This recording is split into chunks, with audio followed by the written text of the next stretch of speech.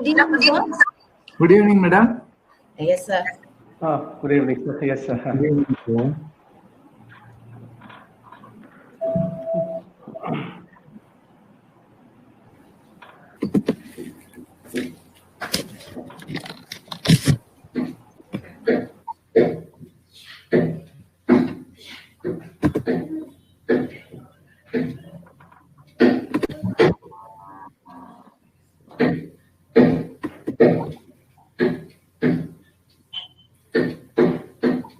A very good afternoon, each and everyone. Good afternoon. And ELTAI Good afternoon, sir. ELTAI wishes a happy new year to each and everyone. ELTAI welcomes the speaker of the day and the moderators of the session. It is our 35th session of our series. And I hope you all know that ELTAI is organizing this series continuously with the support of all the members as well as the speakers. So those who have joined today our session, let's have a look what is ELTAI. So I'm going to play a video.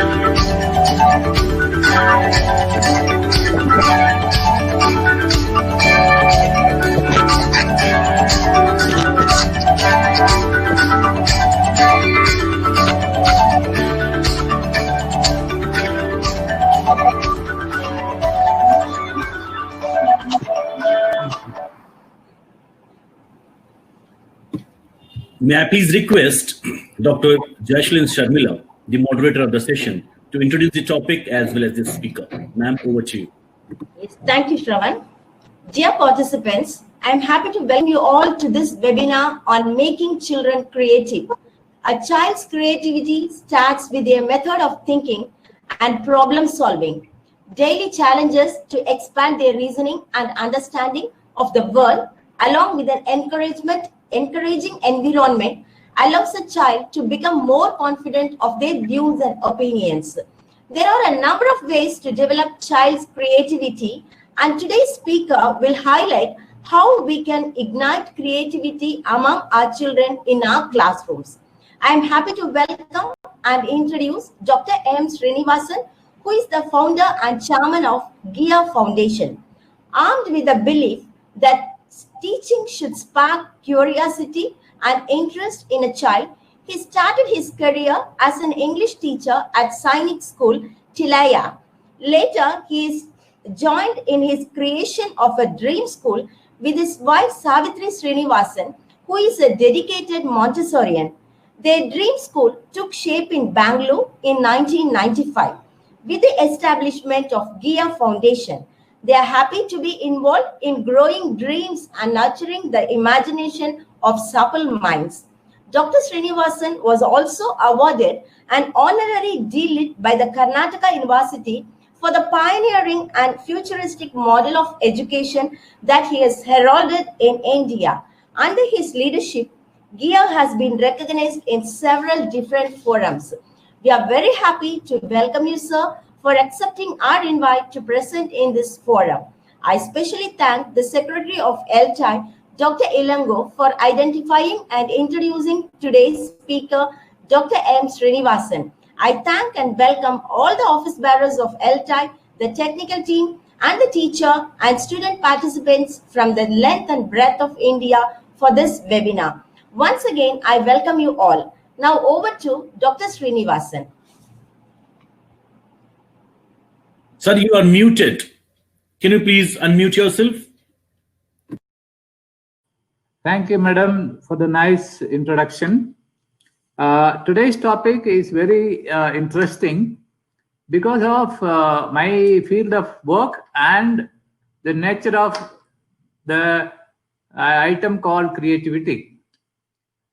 In the definition of a gifted child, there are three important components. One is natural ability, second is creativity, and the third is task commitment, according to my professor. So a child's giftedness has a strong component of creativity. Now let's see, what does it mean? See, creativity is something that we are born with. Like, we believe that every child is a born genius. What happens? Creativity is like growing a tree. You need to nurture the tree. You cannot make the tree grow fast, but we can stunt the tree's growth by even overwatering. The same way, the basic concept of fostering creativity or nurturing creativity is to let it flourish. What I mean is, a child should not be restricted in the child's way of thinking and expressing. We may not understand, and mostly we don't understand them because their thought process is much different from ours. So, when the child is at home, the parents, and when the child goes to school, the teachers should be very careful and ensure that they don't become a hindrance and they become an accelerator. For example, I firmly believe, and I stated that also in some of my writing, that schools systematically nibble at the creative potential of a child. A child, when the child reaches a school, the child has great imagination, great expectations of having a good time and growing. What happens? The direction of thinking is changed by the school. The setting is changed by the school. So the children suffer. Almost every child suffers because they are forced to assume a different way of thinking. School should actually be encouraging the children, supporting the children in their way of thinking. These kind of schools are very few in the whole world. In the whole world, we have a mold and we enforce it on the child, and that is the fundamental way of destroying a child's creativity. We need to take care of that. The children's expression, their thought process is identified, supported, and encouraged. So, we need to be a facilitator, not a director. That's the first principle of fostering or promoting a creative child. The second aspect is, let's take creativity at different stage. When the child is born, language learning is mimetic. Mimetic in the sense, they just imitate the parents and the adults around. It doesn't remain mimetic throughout. It depends on their ability to understand the situation and react. For that, they need to understand the language, they need vocabulary. It may be surprising to note that a child should hear about 22,000 words every day. And it has to be a consistent language. It cannot be different people talking different languages. The child will learn 3-4 languages simultaneously, but in that case, the child first gets confused.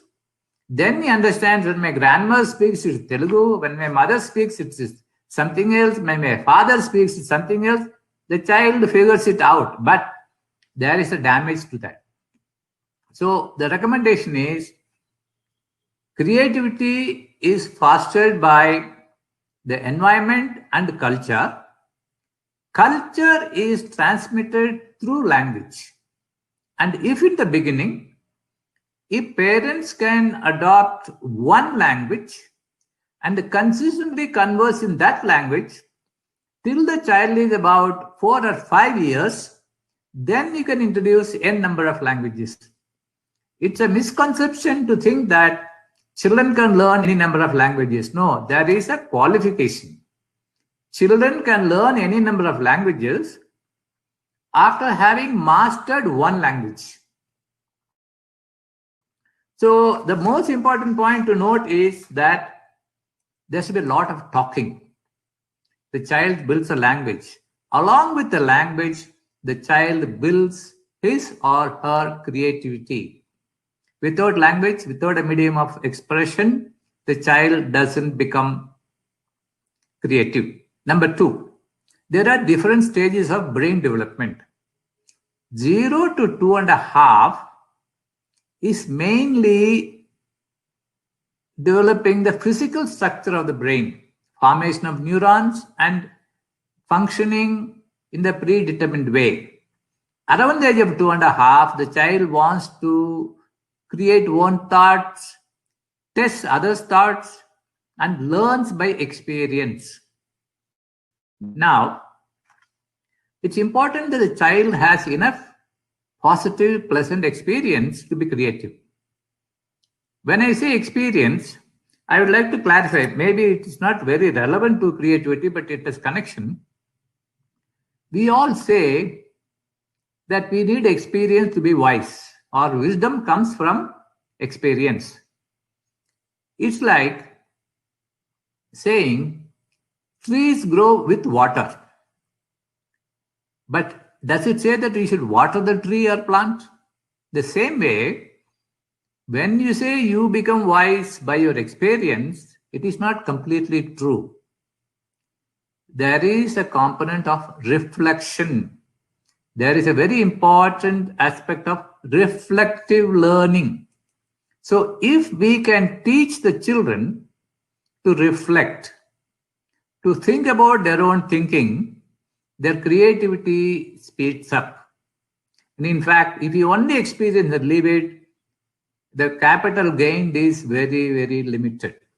But if we can discourse on the experiences, reflect in our own mind, every aspect of a human ability improves, including creativity.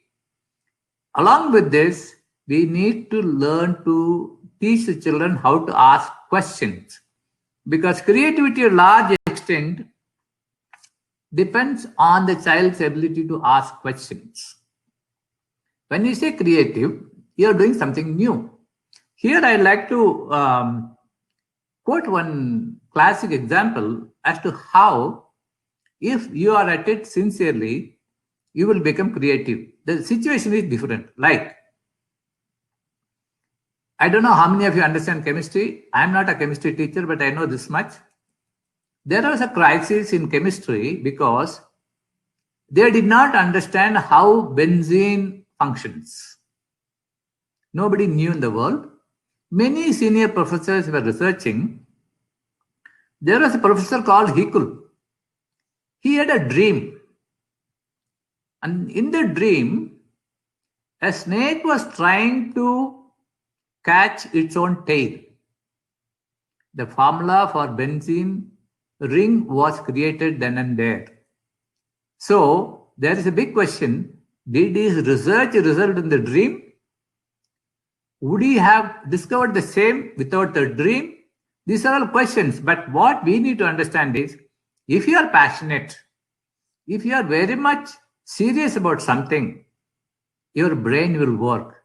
So creativity can be said to be a product of your intensive thinking. To think intensively, we need to teach the children thinking skills. Creativity also depends on imagination. Everybody doesn't get that imagination so easily, particularly after schooling. We are forced to mug up, we are forced to remember, and that becomes a rewarding degree for us. We hardly are able to think. That's why we have so many Nobel laureates in India absent, but they were all potential Nobel laureates. Whereas a country like States, the number of Nobel laureates you get is phenomenal in the whole world. If you look at their education system, they are not a great success, but in one aspect, the strength, what we call signature strength, is phenomenal. Their attention to gifted education is phenomenal. That's because where they find a promise, they work on the promise. In India, if we can adopt a bit of this idea and work on each child based on the child's thinking and the ability to imagine and create, the story would be different. In this context, I'd like to introduce a theory called multiple intelligences. If you know, please pardon me for my repetition. If you don't know, please look at it and try to adapt this in your own dealing with any other person, including children. See, our thinking is not the same. Why do we say that? We all think in multiple ways, and each of us think in all the ways. The intensity and the depth are different. When Dr. Gardner came out with this idea of multiple intelligences, he said there are about 7 that time. It has become 9 now. The cluster of our thinking where we are strong is different. You might have seen somebody very creative in logical thinking. Such kind of people are called mathologically very smart. We have got children who are linguistically very advanced. They are linguistically advanced because their intelligence, linguistic intelligence, is strong. There are musical intelligences, there are bodily kinesthetic intelligences like surgeons and sports people and dancers. There are naturalists, there are intrapersonal, there are interpersonal. So like this, all the 8 or 9, latest being existential. Why I'm talking about it?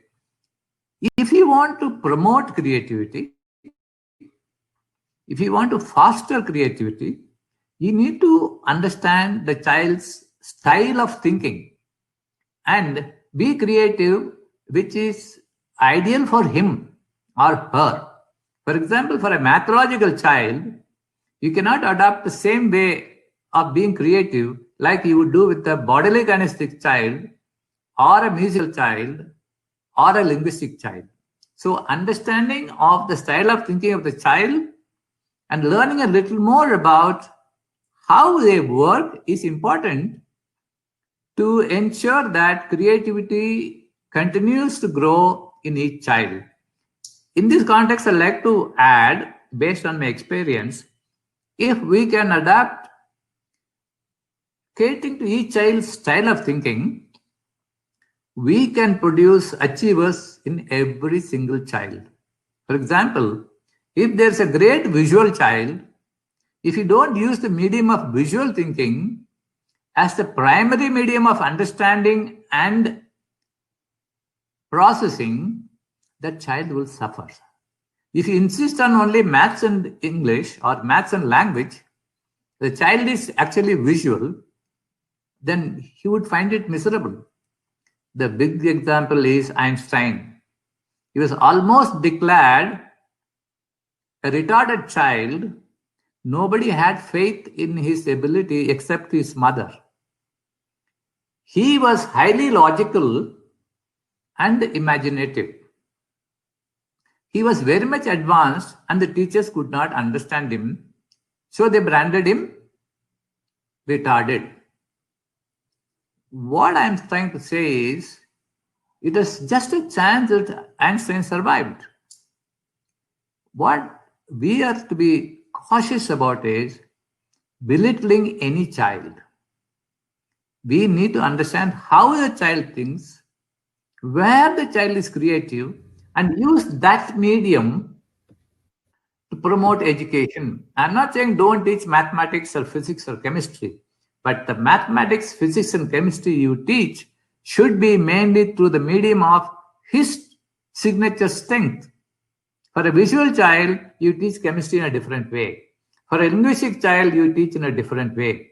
But a bodily kinesthetic child, you teach in a different way. I had a mentor named Sridevi. She was a gold medalist in marine biology. She told us that every single concept she would enact bodily and she would remember. Beautiful example of a bodily kinesthetic child. If that girl was to only to write and read, not enact, her brain wouldn't have worked the way it worked. The brain could be creative because the potential area was enacted or excited. The same way, we need to look at each child, the way they think, the way they understand, and the way they process. If we do that, two things happen. One is that particular child will be happy. Creativity can flourish only when the child is happy to do things. They will learn everything, they will be creative, they'll be confident. Without confidence, without interest, without being happy, creativity cannot flourish. There is only one condition under which creativity flourishes. That I don't know whether it's really creative, because new things do come up. For example, Hitler could make his scientists produce new things, but they produced it under peril. They had to produce, otherwise they would be got off. So, do we need that kind of creativity? That is not something that we should look at. Another example would be how people can be creative is when there is a need. For example, you know how many things are being innovated just in the last 9 months for producing this COVID-19 vaccine? Phenomenal. Including the package they make to send to people is a creative product. These are all possible today only because of two things. One, there are people with their mind intact, and there are people who are promoting their thinking. For example, if you look at the package of Pfizer, I'm sure many creative people contributed to it. I don't think the scientists alone could have done that. So creativity has a very great relevance, and creativity doesn't have a language, but it has got a function. So to promote creativity, we need to work on the thinking style of the child. From there, we are laying a foundation, and if that can be encouraged, that could become their profession. If that becomes the case, I think the whole world will be different. And particularly for India, if we want to achieve a leap, we need to make every single child's potential is harnessed and made to be creatively used for the community. In the process of developing creativity, what do we do as adults? There is a concept of scaffolding. You only remain a supporter. You don't become the director. You don't become the judge. You are only supporting. The child wanted to do it, you do that much. You don't do the child's work. Maybe the child is playing with the Lego. Don't say you make a building with doors of this size and windows of that size. You will see a child creating fantastic. The child may put a window in the roof. Who are we to criticize? If we can only converse with the child, for example, if the child has put a window on the roof, then we should have a conversation with the child. Oh, wonderful. I never saw a window in the roof. I always see windows in the walls. What made you think of it? The child will give you 20 reasons for that. Why the window in a wall is not that good, why a window is essential on the top of the building, and so many things. And then you can argue counter. What happens when there are multi-storied buildings? The child may come out with some other idea, but never put down a creative idea because it doesn't suit your thinking. We should not impose our thinking on the child's thinking. In fact, we should just be a supporter, just be scaffolding. That's the concept. Equip the child to decide. We are nobody to decide. And always enjoy the child's work. In all these aspects, we need to look at the most important organ of our body. That is brain. The brain has different demands at different stages. We need to understand that and help the child to be comfortable so that they can be creative. For example, a 3 or 5-year-old child is different. An 8-year-old child is different. A 13-year-old child is different in their thinking, understanding, and expression. If we can support them without being judgmental, it will help them to be truly what they want to become. Otherwise, they will try to become somebody for us, and ultimately they lose what they were supposed to become. In the same vein, when we talk of creativity, language, and thinking, the concept of open-ended questions, open-ended discussions are important. What do I mean by that? Questions need not have one answer. Questions need not have answers that we know. We can just leave the question asked to them, and they also may not have an answer. Let them keep thinking. When we say open-ended, we also need to be very conscious in directing the child to think. In the same vein, I would say reading to the child is a very, very crucial thing in creating creativity. I'm talking about reading to the child, not talking to the child alone. Reading means you are transferring somebody else's imagination, diction, and plot to the child. The child will understand. When the child is able to interact with the mental process of an author, the child imbibes a kind of thinking. We don't need to interpret. And definitely, I like to caution, when you read out to a child, don't stop and ask comprehension questions. What did he have for breakfast? You should not ask. What you should ask is a question where the child has no limited answer. For example, okay, he met with an accident. What caused the accident according to you? The child will come out with something. Just say, okay, fine. Or if he presented a bouquet instead of a book to his friend, what would have happened? So ask questions where the answers are limitless, and importantly, the answers need not be known to you. Don't ask a question for which you know the answer and the child doesn't know the answer. That's of no use. Ask questions, give situations where you both can construct something new, something creative. In the same context, you can recite poems together. Then the child will learn to write poems. When it comes to writing poems, please understand, it is not that only somebody with a PhD in English, Hindi, or Tamil can write something nice. In fact, every single child can write poems. I have had an experience of a Hindi teacher coming and telling us, there was a child in grade 2 or so who wrote a poem. And she said, these children can write poems? For that one very doubtful question, I had to get rid of her. I talked to her further.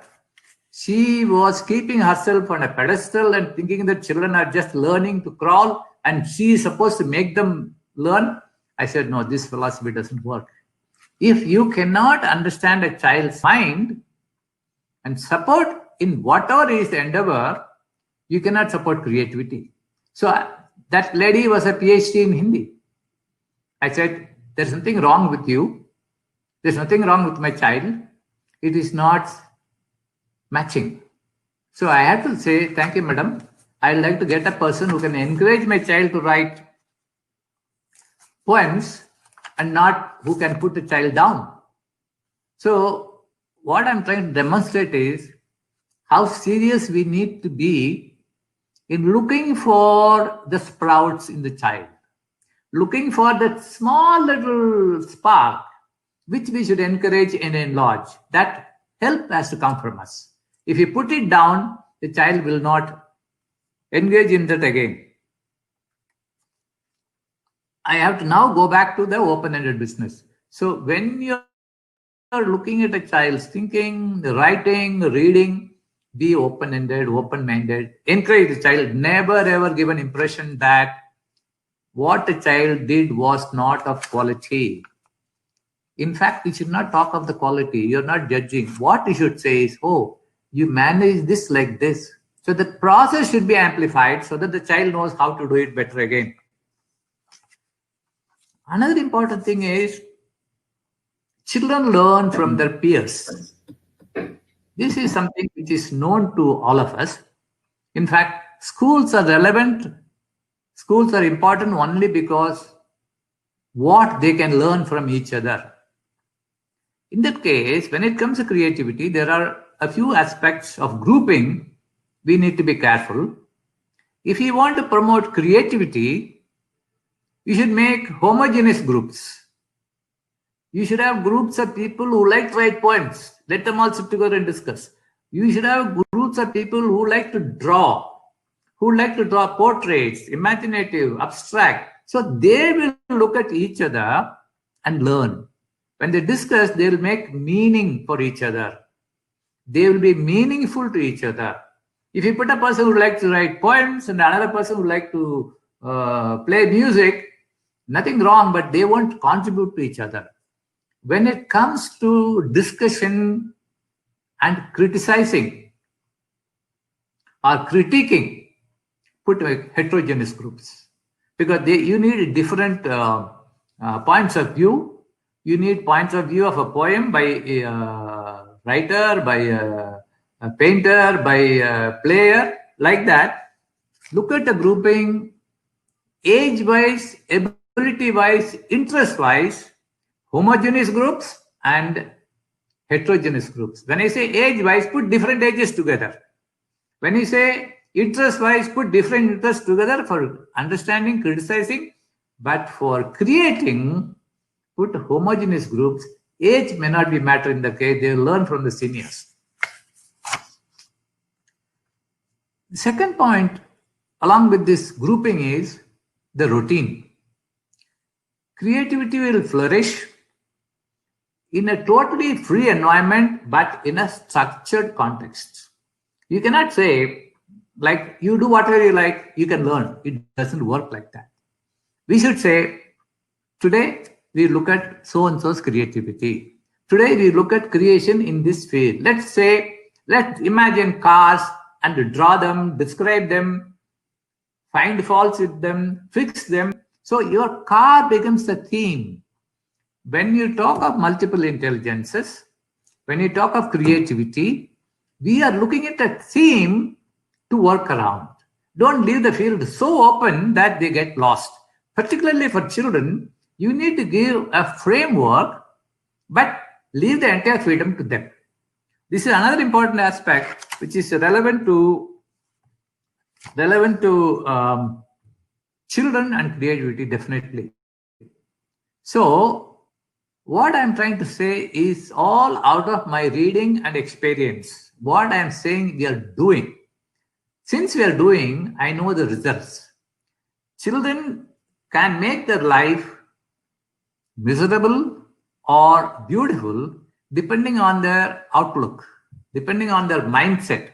The mindset is formed based on the experience and the reflection they had in the school or with the parents.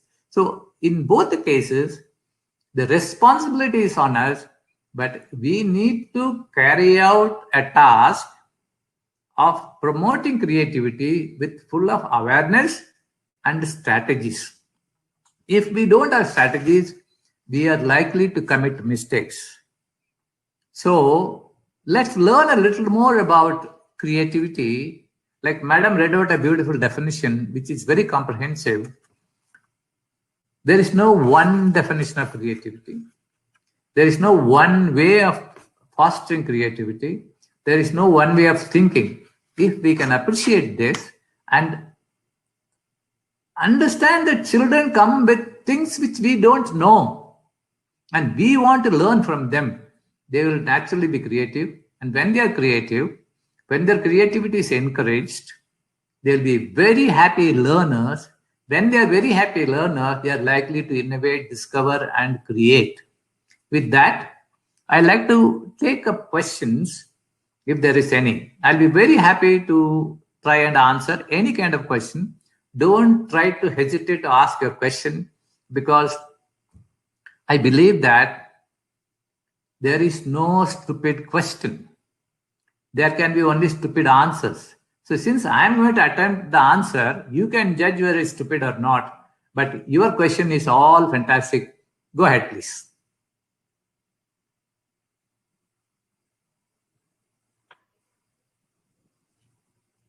Yeah. Yeah. Thank you so much, sir, for a wonderful session.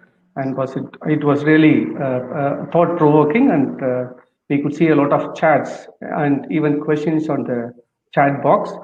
So you talked about what is creativity, the role of teachers and schools.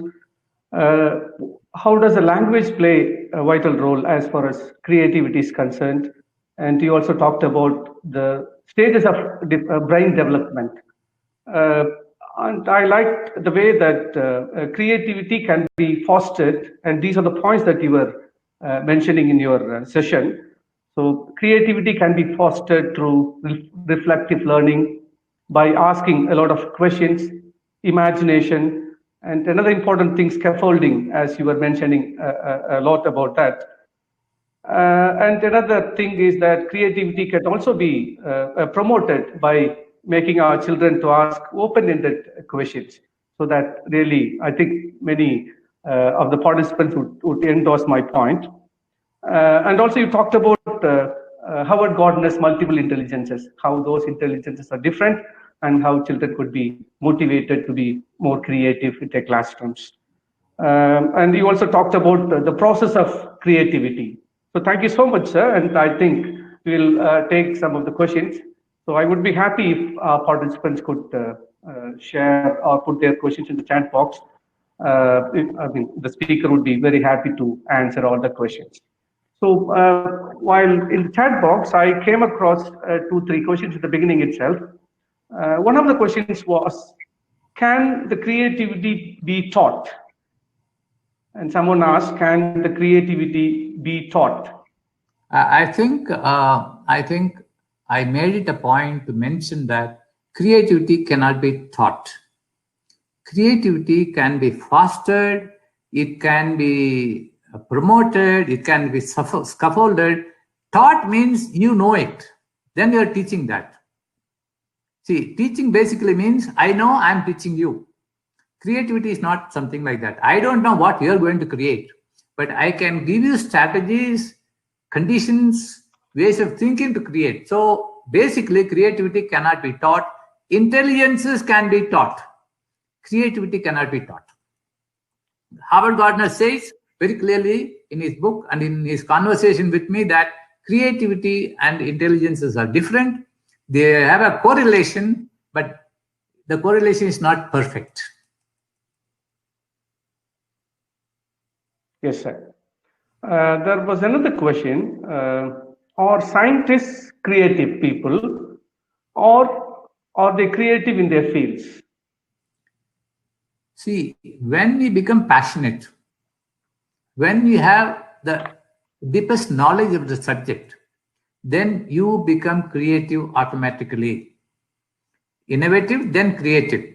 This is not only for scientists, this is not for only writers, this is not only for politicians. Everybody becomes creative after they become an expert. Creativity before that is possible, but that is a different type. See, you need to have your domain expertise to be creative. Scientists achieve that only. See, Madame Curie found out something by accident. That's also creative, but that is not the one we are talking about. She had a presence of mind to see the mold and say, oh, something has happened. But creativity is you are intensely working on producing a new thing. For example, I'll give you another interesting thing. All of us are using internet. I hope you don't mind if I take 1 minute on this. Yeah, no problem, sir, please. See, I'll give you an example of a combination of creativity and science. We have optic fiber. I'm sure all of you have heard of this.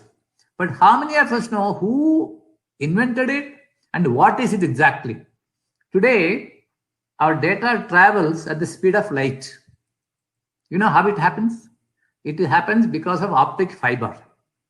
We know the speed of light. So this scientist from Hong Kong, he put glass pieces instead of wire, which reflected the light from one to another, another to another, like that. So the data travel at the speed of light. That is optic fiber. Only after optic fiber came into existence, we are able to have live data being transmitted. So you can call it creativity, you can call it a discovery. It's all a combination of that. What that's where Gardner says one is visual, another is existential, another is naturalist. When they reach the deepest aspect of that, they become creative. Yeah, thank you, sir. There was another question. Can our examination system bring out the creativity among children? See, this is something which I have been talking to CBSE, and I know they can't do it. The moment you go to even higher order thinking, leave alone being creative, that is the next finest stage of thoughts, which is recently added. Benjamin Bloom stopped at a particular level because he could not go beyond analysis, synthesis, and things like that. Creativity was not added by him. It's people like us we added later on. In fact, I was one of the first to have done a workshop with the creativity as highest form.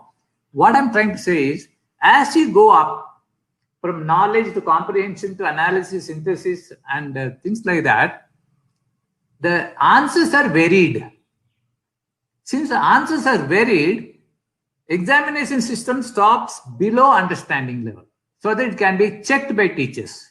If you want to test the creative level of a child, one teacher capable of understanding should go through that paper. There can't be a guide for that. It will be highly subjective. It will create a lot of problems in assessment. So make it convenient. They cut out all the varied things, common things they do. So 70% of questions where there can be no two answers, one answer.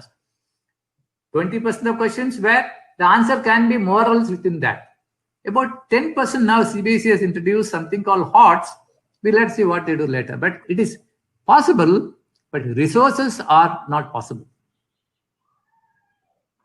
That's why they don't do it. Yes, sir.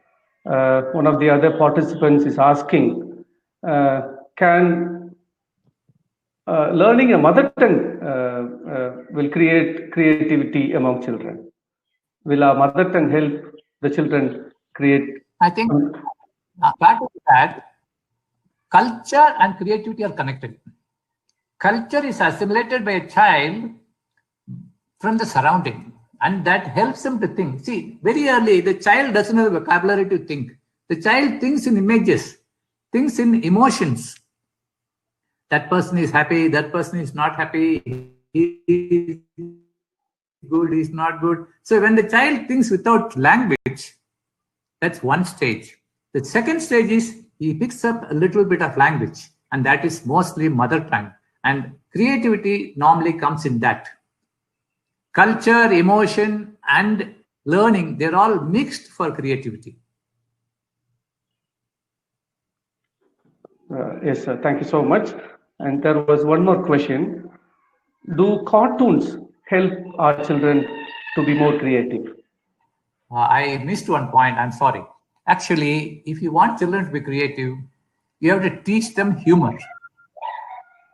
Humor is a very important aspect of being creative, being jovial, understanding deep things.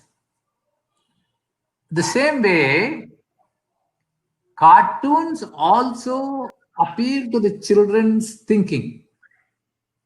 Anything that appeals to children's thinking will help them to be creative.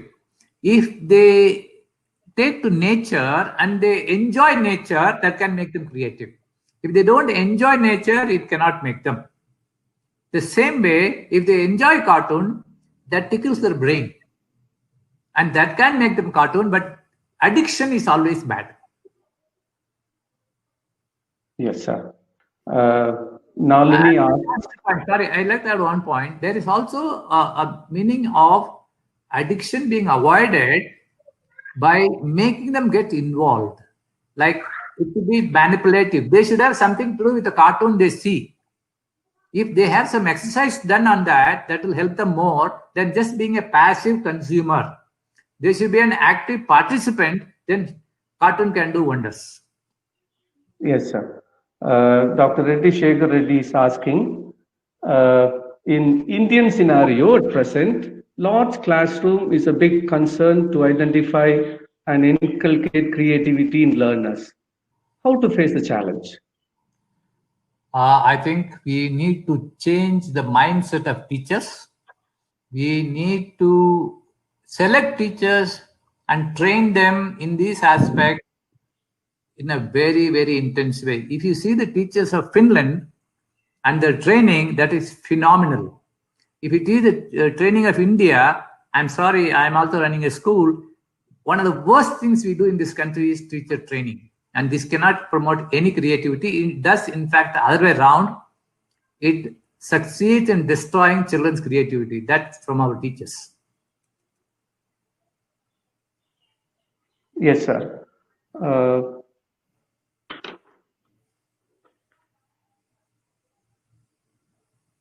So there is another question by Anupama.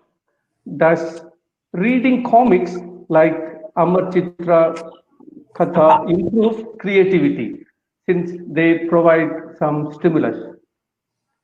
Stimulus, yes, that's a correct word. The stimulus can come from your conversation, from reading a book, reading an article, seeing something happening, reading Amarchita Katha, reading a novel, reading a science report.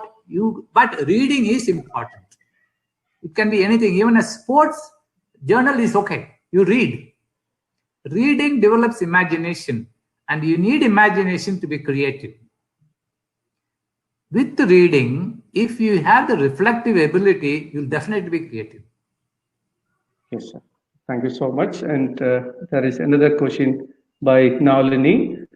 Does one's expression of creativity get hampered by lack of language competency?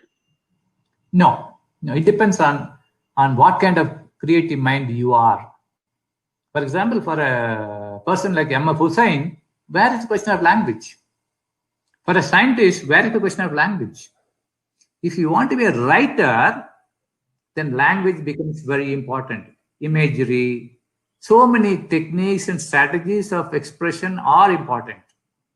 But if you're not in the field of writing, then language doesn't matter. But you should always remember, human beings became human beings because of language. So to an extent, language will be important to understand things, not to express, to absorb things, not to express. But without language, nobody can learn things. Learning is important for being creative. Yes, sir. There is another question by Damodar. If creativity cannot be taught, why is IGNO offering a course on creative writing? See, creative writing is one specific area. I talked about the words strategies and tools to be creative. What IGNO may be doing, I don't know the course, may be doing is only the tools for teachers and parents. They are not doing that for children. Teaching creativity to the children will be different from training the teachers to teach. I don't know which course you are talking about. So training teachers, parents is different business compared to what we want the children to do.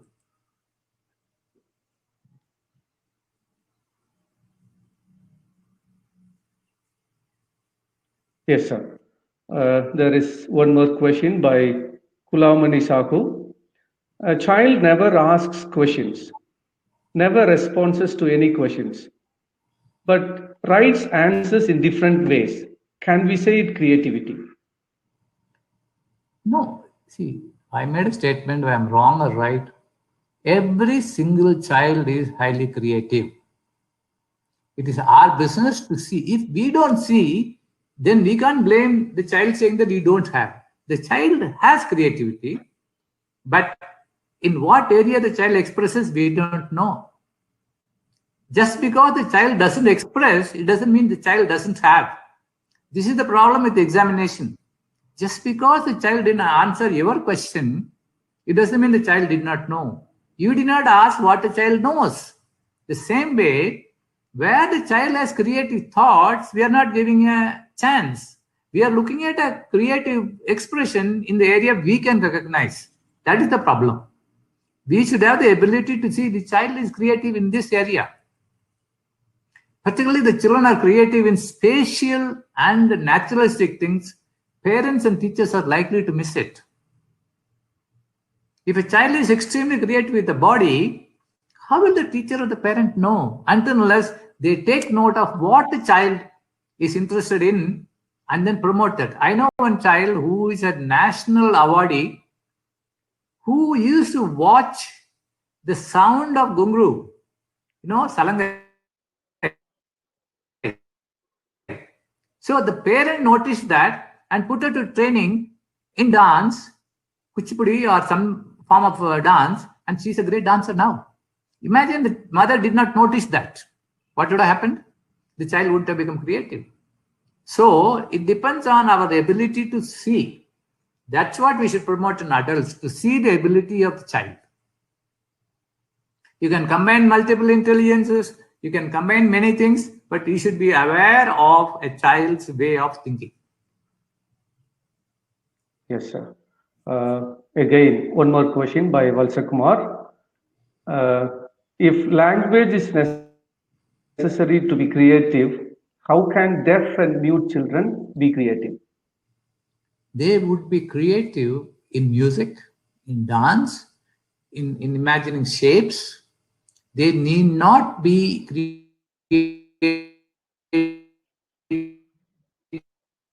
in language. They can. It's a different case. If you're only dumb, it's very rare, but they will be listening.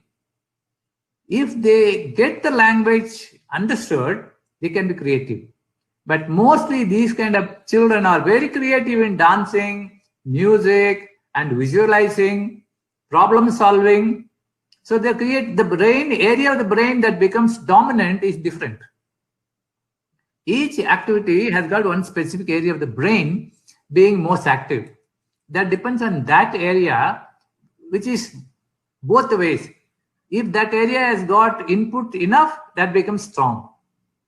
If that area didn't get enough input, then that becomes dull. The child is not creative. See, for example, if I'm a visual child, I am not given enough input in visual thinking, I'm likely to lose that ability. And I would not have any special ability in any other area. So I lost my talent. So it's a question of talent development, which means creative. Yeah. Thank you, sir. We'll take one or two more questions and then wind up. There is another question. In which battle Rama Pratap died? In his last battle, is it creative? No, I didn't get the question. Sorry. In which battle Rama Pratap died? In his last battle, was he creative or is it creative? See, this is the problem. This question is a typical knowledge question. If I don't know Ramayana, how will I answer this? So, what I would like to say is, if she can explain what is the situation she's looking at, we can say whether it's creative or not. When it comes to knowledge, I'll pretend that I don't know anything. You can ask me the capital of Russia, I don't know. How does it matter whether I know or not? How many characters were there in Ramayana? I don't know. I know it is dozens. So let's not go to the knowledge level discussion. Even I answer a lot of questions on Quora. When it comes to knowledge, I don't answer. Sorry. Yeah. Yeah. This is the last question, sir. Dr. Ramani is asking, what is the role of educational administrators in fostering creative thinking among the children on their own institutions? See, educational administrators mean what? Are you talking of the policy makers? Are you talking of the school administrators? The roles are different. If you're talking of the school administrators, they have the responsibility to do whatever is possible within that school. If you're looking at policy makers, their responsibility is wide because they have to collect all the wisdom of the people of the country and condense it for the benefit of all the schools. In both the cases, responsibility is there. It is very vital for our country, but responsibilities are different. Yes, sir. Yeah. Thank you so much for taking your time here and then enlightening us on creativity and the strategies and aspects of creativity. So once again, on behalf of everyone, it's our pleasure for having you here on this particular day. Yeah, thank you so much. I hope I did not disappoint people on answering, and also the topics I dealt with, because I didn't want to do too much of scholastic, research-oriented and statistics that won't help. Yes, sir. True. I'm also happy to have interacted with most of you. Yes, sir. Yes, sir. But there were a lot of questions which you could answer. So maybe our participants would have got satisfied with the answers that you were providing them. Yes, sir. Okay. Thank you so much. Thank you. Yeah. My pleasure. Yes, sir. And I also want to thank Ilango, Professor Ilango, who was very keen that I did this. He's a very close friend of mine. We were college mates. And I hope I did not disappoint him by this winner. That's only my concern. Yes, sir. Yeah. Thank you so much. Thank you, sir. And now, a word of thanks. It gives me immense pleasure to have the honor of proposing a word of thanks. As all things come to an end, so is this webinar on making children creative, the 35th webinar organized by the English Language Teachers Association of India. I would like to extend my sincere gratitude to the speaker of the day, Dr. Srinivasan, for his thought-provoking session on creativity, which I am sure is one of the important 21st century skills. It was Sir Ken Robinson in one of his TED Talks defined creativity as the process of having original ideas that have value. Thank you so much, sir, for enlightening us on creativity and the ways to promote children's original ideas in the classrooms. Your commendable session must have really had an impact on the participants. Thank you. I take this opportunity also to thank the ELTAI's organizing committee, the chapter heads of Thuthukudi and Thiruvarur and their members for their coordination and support in making this webinar a grand success. Finally, my sincere heartfelt gratitude to all the attendees for taking their time in attending this webinar, which I am sure must have had a lot of takeaways. Before winding up, a couple of quick announcements. Please note that our next webinar will be on 10th January 2021 titled Roundtable Discussion on Teacher Training in ELT, A Way Forward. Get yourselves registered and make use of the opportunity. Certificate of attendance will be sent to your registered mails in a week's time only for the ELTAI members who have attended today's webinar fully. Thank you once again and looking forward to meeting you soon on our next webinar session. Thank you so much. Thank you. Nice meeting all of you. Yes. Bye. Very much, sir. Thank you for the excellent session. Thank you, ma'am. And my students, they got a lot of ideas. Thank you. Thank you, sir. If each one gets one idea today, I serve God. Yeah, a lot of ideas, sir. No problem, no doubt in that. Yes, sir. Thank The question answer session was highly convincing, sir. Yeah. You handled it very beautifully. Okay. Yes, Thank you, sir. but Thank you. we usually. I hope it's not irrelevant. Can I get a recording of this? Yes, sir. Yes, sir. Yes, Sure, sir. You will be shared. I mean, the recording will be shared to your mail ID, sir. Thank you so much. Thank you. Yes, sir. Thank you, sir. Nice Thank you all. having you, sir. Here. Thank you so much for your session. Thank you all. Wish you all the best. Yeah. Thank you so much.